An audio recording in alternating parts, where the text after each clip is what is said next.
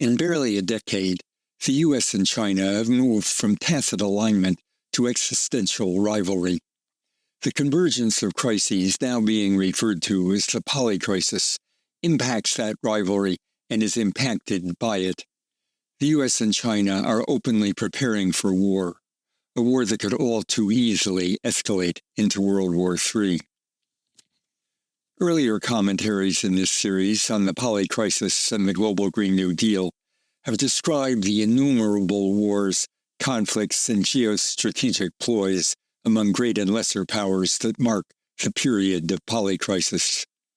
These are superimposed on a polarizing global conflict between the U.S. and China. This conflict illustrates the familiar historical situation in which an emerging great power threatens to displace an existing great power as regional or international hegemon, a situation which has frequently led to war. This is sometimes referred to as the Thucydides trap, echoing the ancient Greek historian's attribution of the Peloponnesian Wars to the Spartans' fear of the growth of Athenian power. The U.S.-China conflict cannot be reduced to a political, military, economic, or ideological essence. By definition, the Polycrisis cuts across the boundaries of such category. With the end of the Cold War, the U.S. became the sole global superpower. It worked to establish global institutions and patterns to realize the potential of its global hegemony. These included institutions like the World Trade Organization and international patterns like tacit U.S. interdependence with China, what has been described as the coupling of the U.S. and Chinese economies. Building on Nixon's opening to China and the admission of China to the WTO, the U.S. accepted a huge stream of imports from China, while China accepted American IOUs and massive and very profitable investment by non-Chinese corporations. U.S. business enthusiastically supported the accommodation between China and the U.S. and coined riches out of it. Both countries dialed down potentials for military conflict. The Great Recession, that started in 2008, was followed by the collapse of this accommodation. As a brilliant analysis of U.S.-China rivalry called the Second Cold War recounts, both the U.S. and China responded to the financial crash and the era of secular stagnation that it ushered in by embarking on restorative political projects which put them on a collision course. Ultimately, these national rejuvenation and Trump's Make America Great Again both harken back to imagined past. They are inextricably linked to historical missions whose achievement is supposedly destiny. Joe Biden expanded the contest by framing the U.S.-China rivalry as an epic struggle between democracy and authoritarianism. Each aimed to restore what it considered its rightful place in the world. The same could be said of Putin's efforts to restore the Russian Empire. As mainstream international relations analysts Hal Brands and John Lewis Gaddis wrote in Foreign Affairs, it is no longer debatable that the United States and China, tacit allies during the last half of the last Cold War, are entering their own new Cold War. As the Second Cold War puts it, their relations are on track to remain simultaneously confrontational and interdependent in many ways, as both countries are racing to extend their overseas influence. But as the Second Cold War makes clear, the emerging conflict between the U.S. and China, following the era of globalization and unipolar dominance, has very different characteristics than the U.S.-Soviet conflict of the original Cold War. The current U.S.-China conflict comes after a 40-year era in which economic globalization established a networked global economy. As that global economy is increasingly fractured in the era of Polycrisis, the result is not a return to the pattern of the Cold War, in which great powers engaged in a zero-sum competition to establish alliances and create territorial blocks of allied and client states. Today, the U.S. and China engage in network-based competition.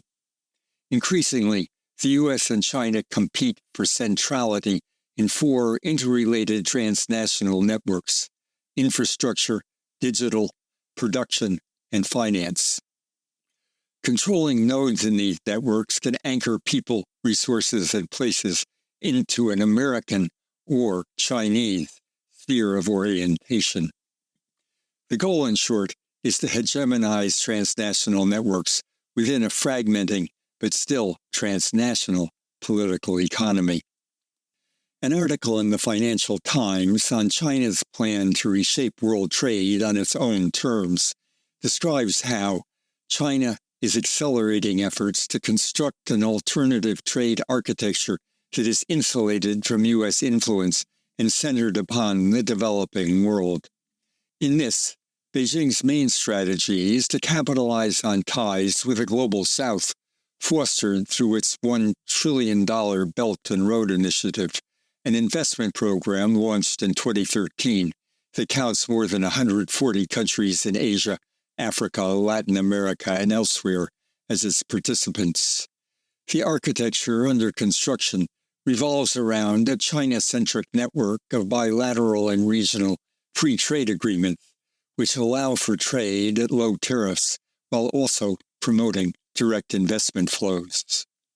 This network of trade agreements currently includes 28 countries and territories that take close to 40% of China's exports. Economic and geopolitical rivalry fully converged around the production of high-tech semiconductor chips, essential for military, as well as a high proportion of consumer products. In August 2022, Congress enacted Joe Biden's CHIPS and Science Act, which authorized more than $50 billion to subsidize research and manufacture of semiconductor chips in the U.S.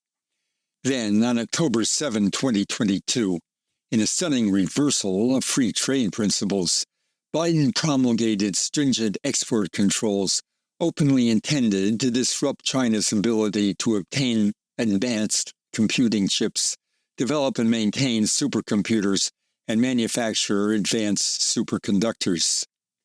Shortly thereafter, the U.S. initiated the building of new military bases in the Philippines and Papua New Guinea, increasing Chinese fears that the U.S. aimed for military encirclement.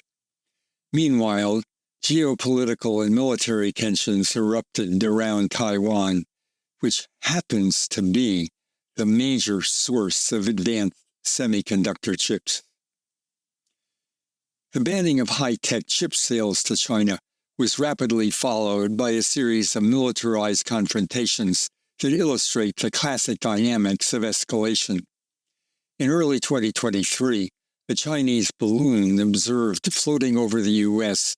led to a diplomatic crisis and the postponement of a long-awaited visit to Beijing by Secretary of State Antony Blinken.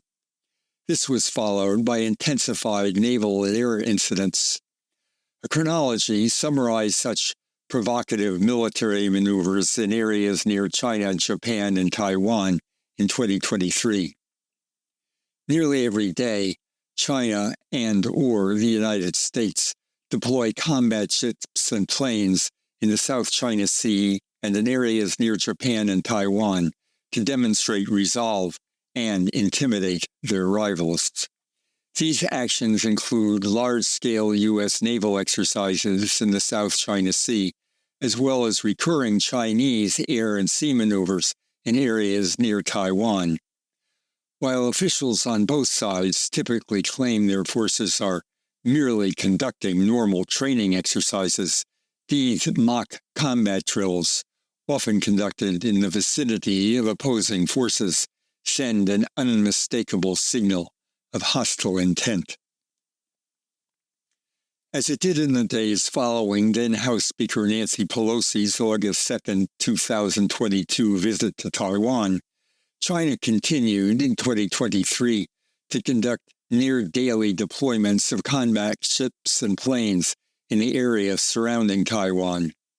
On many occasions, some of these aircraft enter Taiwan's self-declared Air Defense Identification Zone or cross the median line in between China and Taiwan in the Taiwan Strait, prompting the Taiwanese military to dispatch its fighter planes to ward off the Chinese aircraft. The U.S. has also continued a steady pace of naval maneuvers and freedom of navigation operations in the South China Sea and in waters near Taiwan. Both countries have also conducted elaborate naval maneuvers in the East and South China Seas and in waters near Taiwan, often involving their aircraft carrier strike groups.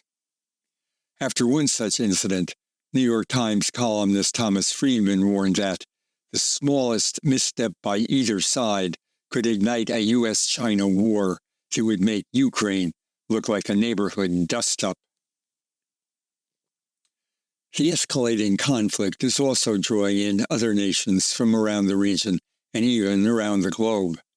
For example, Russian President Vladimir Putin recently visited North Korea and signed a mutual defense agreement with Kim Jong-un. In response, South Korea said it would review the possibility of supplying arms directly to Ukraine. Shortly thereafter, South Korea, Japan, and the U.S.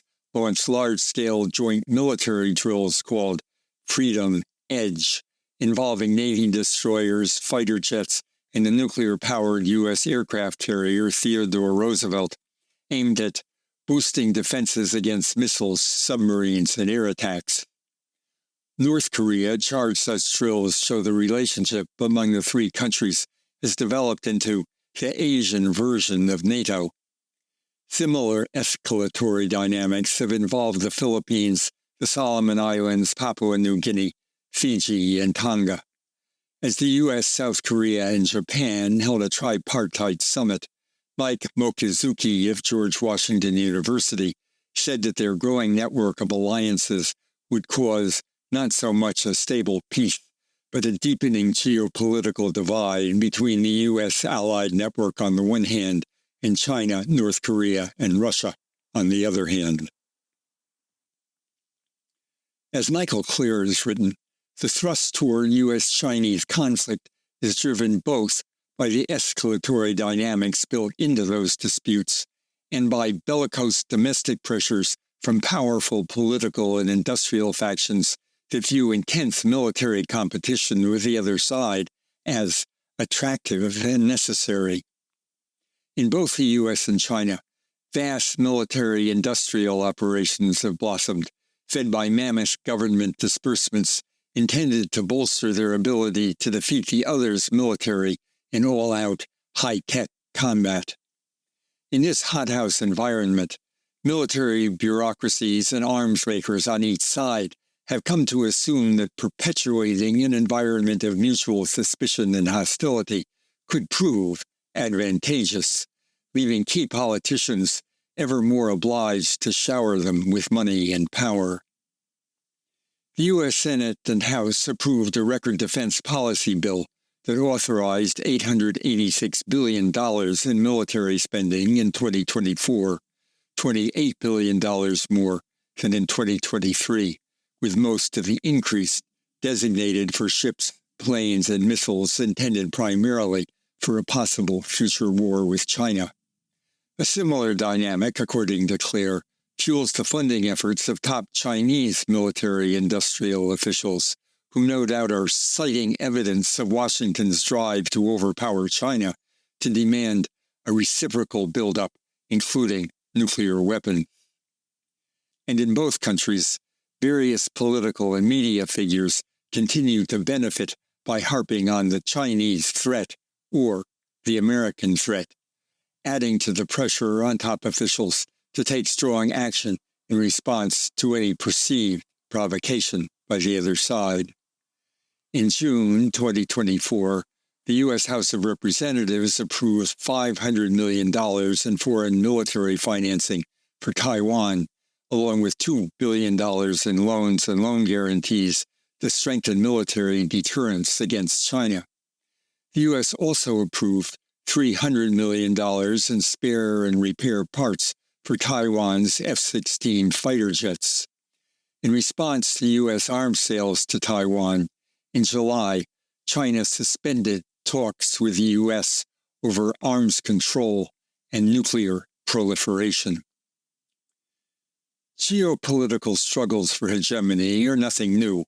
Historically, they have always been part and parcel of the nation-state system. In the era of the Polycrisis, they interact with other dynamics in ways that aggravate many other intersecting crises. Indeed, today's U.S.-China rivalry looks like one more aspect of choosing up sides for World War III.